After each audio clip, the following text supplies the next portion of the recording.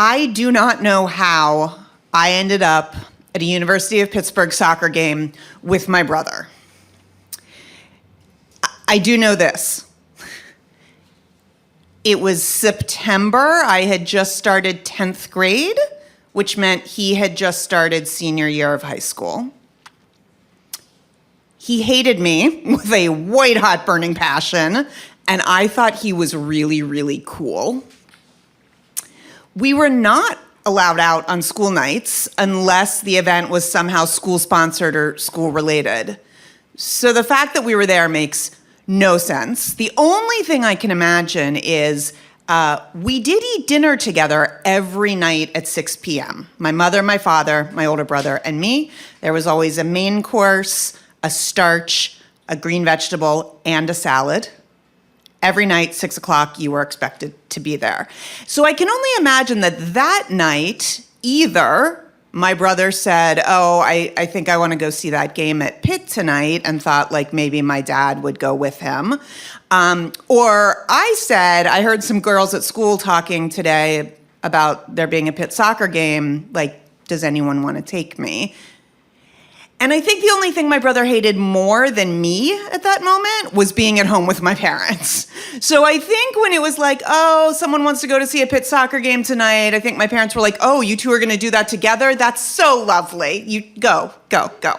So my brother had a red Chevy Beretta at one point. He also had a black RX-7 with an automatic transmission, but no power steering.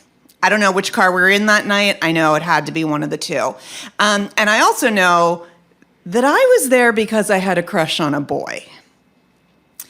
Now, when you're in 10th grade and you have a crush on someone playing soccer at college, you think you're really like cool and suave, but honestly, everyone fucking knows. So I was like, here we go. Like, I'm gonna go to college soccer game and going with my brother.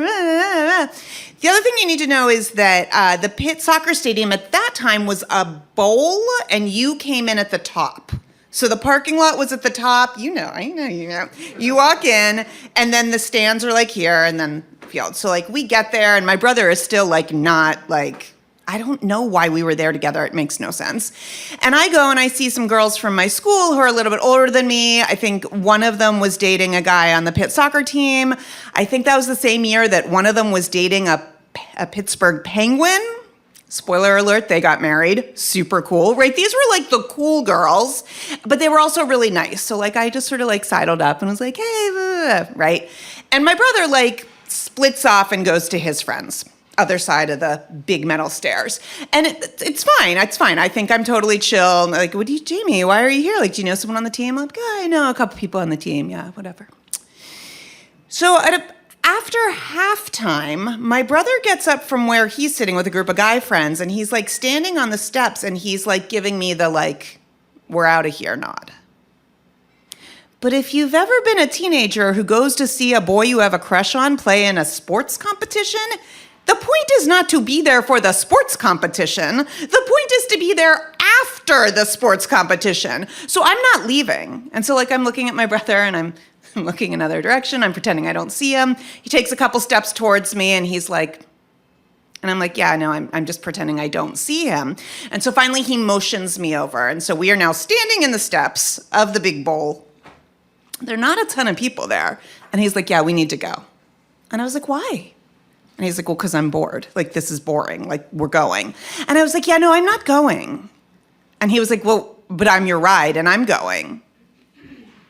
And I looked at him and I said, after a slightly awkward pause, if you come home without me, you'll be grounded for the rest of your life. And then there was another awkward pause, and he just walked away.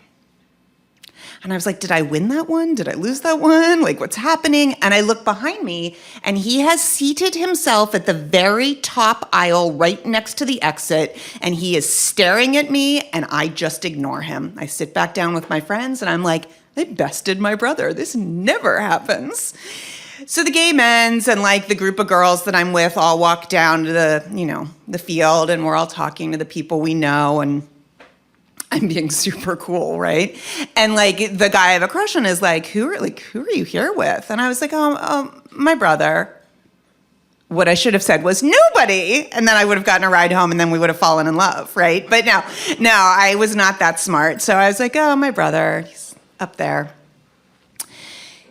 And as I turn around to walk, I see that he has not left me, but I see he is leaving me. Like he has had it, we are out. And so I'm like hustling up the stairs, and I'm still really proud of myself. And I get in the car and he doesn't say anything to me, which is not unusual because he hates me with a white hot burning passion. And we go home and we go to bed, and I'm like, I'm still like really proud of myself for besting my brother at his own game. And then the next night we sit down for dinner at 6 o'clock with our family, and he doesn't talk to me, he doesn't look to me, I don't exist. And that awkward pause lasted 6 months.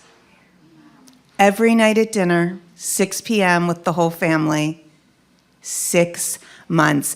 And that's when I learned that you may win the battle, but you will never win the war against my big brother.